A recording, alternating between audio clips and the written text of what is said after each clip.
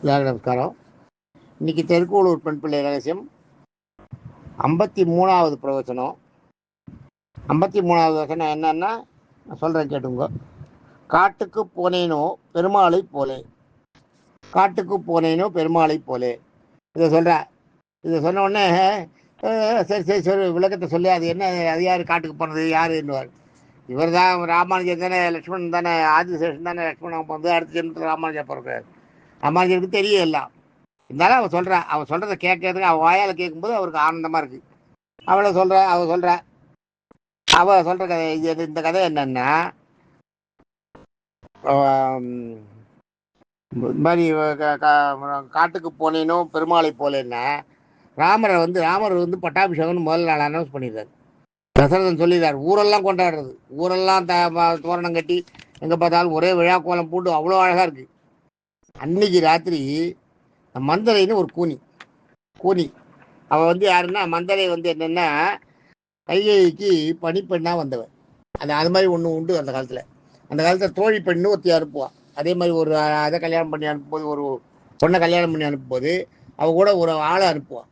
தோழி பெண்ணோ தோழி ஓவனோ. அது மாதிரி மங்கையர்கரசிக்கு வந்து தோழனாக வந்தவர் தான் புகழேந்தி புலவர்.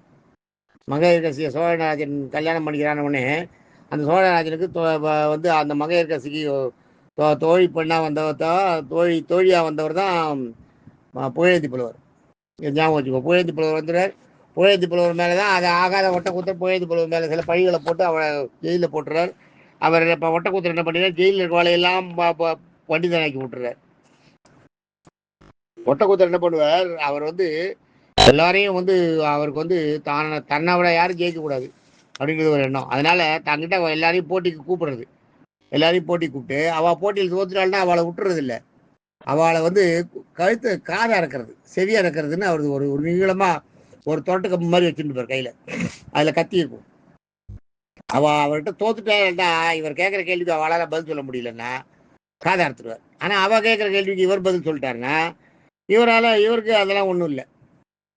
அந்த மாதிரி எல்லாம் பண்ணார். அந்த மாதிரி பண்ணுறதுல புகழேந்தி புலவர் ஜெயிக்கிறார். புகழேந்தி புலவர் அது மாதிரி வந்தவர். புகழேந்தி புலவரை வந்து இவர் அந்த மாதிரி பொட்டக்கூத்துறது இந்த மாதிரி வந்தவர். புகழேந்தி புலவர் இவ்வளோ புகழேந்தி புலவர் வாதில் ஜெயிச்சு புகழேந்தி புலவரையும் அது மாதிரி காதார்த்து ஜெயிலில் போட்டுருவார். ஜெயிலில் போட்டோடனே புகழேந்தி புலவர் என்ன பண்ணுவார், ஜெயிலில் இருக்கவாளையெல்லாம் நல்ல விவரம் தெரிஞ்சவனாக ஆக்கிடுவார். அவளையெல்லாம் வந்து எல்லாம் தெரிஞ்சவனாக ஆக்கி விட்டுருவார். அவளுக்கு எல்லாத்தையும் கற்றுக்கிட்டு அவளையெல்லாம் புலவராக்கி விட்டு அவளும் எதிர்ப்பாள். வெண்பட்ட கொக்கு வல்லூர் கண்டார்னு இன்னும் ஒரு பாட்டே உண்டு அதுக்கு. வெண்பட்ட கொக்கு வல்லூர் கண்டார்னு. கொக்கு ஆகாயத்தில் பறக்கும்போது வல்லூரை பார்த்துட்டான். வெண்பட்ட கொக்கு ஆகாயத்தில் பறந்துட்டு இருக்கிற கொக்கு வல்லூரை பார்த்த உடனே அதுக்கிட்ட இருந்து தப்பிக்கிறதுக்கு வழியே தெரியலையா அதுக்கு. அது மாதிரி தவிக்கிறாலாம் எதிர இருக்க அந்த இவர்கிட்ட பொட்டக்கொத்துக்கிட்ட மாட்ட புலவர்கள்லாம். அது மாதிரி சொல்லுவார். அது மாதிரி இந்த இவருக்கு வந்து தோழி பெண்ணா ஒருத்தர் அனுப்புவா, எப்பயுமே அது உண்டு. அது மாதிரி வந்தவ கூனி. யாருக்கு, கைகைக்கு கூட வந்தவ. அவன் என்ன பண்ணுறா, அவன் ஒரு தரம் அவளுக்கு வந்து முதுகில் உண்டையாக இருக்கும், கூனிட்டு தான் நடப்பா. கூனிட்டு அவன் நடக்கும்போது அவன் அந்த கூன் வந்து முதுகு உண்டை இருக்குல்ல, அது மேலே விளையாட்டா ராமன் வந்து ஒரு உண்டிகோலால் ஒரு கல் அடிச்சிடுவான். அந்த கல் போய் அந்த அந்த முதுகில் இருக்க கொண்டையில் பட்டுமா இல்லையா, பட்ட உடனே அவளுக்கு வெறி ஆகிடும். என்ன நம்மளை கிண்டல் பண்ணாங்க ராமன். அவன் குழந்தை, ராமர் சின்ன குழந்தை, 5, 7, 8 வயசு குழந்தை. அதுக்கு ஒன்றும் புரியாது, தெரியல. அது விளையாட்டுக்கு அடிச்சு விடுறது. அடிச்சுட்டு சிரிக்கும். சிரித்த உடனே அவள் போயிடுவான். அதை மனசில் வச்சுட்டு இந்த ராமனை ஏதாவது பண்ணணுன்ட்டு இந்த நேரத்தில் என்ன பண்ணுவா, கைகையை தூண்டி விடுவா. மந்தரைன்னு அவள் பேர், பூனி பேர் மந்தாரைன்னு பேர். மந்தரை வந்து தூண்டி விடுவா, நீ வந்து பேசாமல் இருக்க, உன் பிள்ளைக்கு வழி பண்ணாத, யாரோ உன்னோட சக்காலத்தி பசங்களுக்கு அவளுக்கெல்லாம் நீ இது பண்ணிட்டு இருக்க. ராமனுக்கு வந்து இது பண்ணி ராமனுக்கு முடிச்சு விட்றானோடனே சந்தோஷம் இவளுக்கு. கைகைக்கு ரொம்ப சந்தோஷம்னு உடனே, அப்போ நீ இதை பார்த்து சந்தோஷப்படுறிய, உன் பிள்ளைக்கு ஆக வேண்டாமா அப்படி இப்படின்னு அவளை கிளறி விட்டு நீ என்ன பண்ணு. தசரதன் வந்து 3 வரம் கொடுத்துருப்பார். ஒரு தினம் இதுக்கு போயிருந்தப்ப தேவாசுரர்கள் யுத்தத்தில் தசரதனை உதவி படத்துக்கு கூப்பிட்டுருந்தப்ப போயிருந்தப்ப தசரதன் மயங்கி ஊந்துடுறான் அசுரர்களோட இதில் அம்பில். மயங்கி ஊழ்ந்த உடனே தசரதனை காப்பாற்றணுன்றதுக்காக இவன் கையை தான் தேர் ஓட்டுவா. தேர் பிரமாதமாக ஓட்டுவா. தேர் ஓட்டி, நல்ல தேர் ஓட்டி. அவன் என்ன பண்ணுவான், அவளை தான் தேர் ஓட்டின்னு போயிருப்பான். அவன் என்ன பண்ணுவா, திருப்பி தசரதனை காப்பாற்றி இந்திரனை கொண்டு வருவா. கொண்டு வரும்போது பார்த்தா அந்த தேரோட கடையாணி கழன்றும். கடையாணின்றது தேர் சக்கரை கீழே விழாமல் இருக்கிறதுக்கு சக்கரை தேவைப்படுது. அதுக்கு பதிலாக என்ன பண்ணுவா, தான் விரல அந்த கடையாணிக்குள்ளே நுழைச்சிட்டு தேரை ஓட்டி கொண்டு தசரதனை காப்பாற்றிடுவான். காப்பாற்றினோடனே இவளுக்கு விரலில் புண்ணாயிடும். தசரதன் அதை கேட்ட உடனே அவள் வேலை ரொம்ப உச்சி போந்து அவளை வந்து ரொம்ப பாராட்டிட்டு, உனக்கு என்ன வரம் வேணும் கேளுன்னுவான். உனக்கு என்ன வரம் வேணுமோ கேளுன்னுவார். எனக்கு 3 வரம் வேணும், ஆனால் அதை நான் இப்போ கேட்க மாட்டேன், எனக்கு தேவையான இப்போ கேட்டுக்கிறேன் அப்படின்னு சொல்லிட்டு வச்சுருவா. அது மந்திரைக்கு தெரியும். அப்போ மந்திரை என்ன பண்ணுவா, அதை யூஸ் பண்ணு, அதை யூஸ் பண்ணி இப்போ நீ ராமனை காட்டுக்கு அனுப்பிச்சோன்னா பரதனை ராஜாவாகிடலாம்.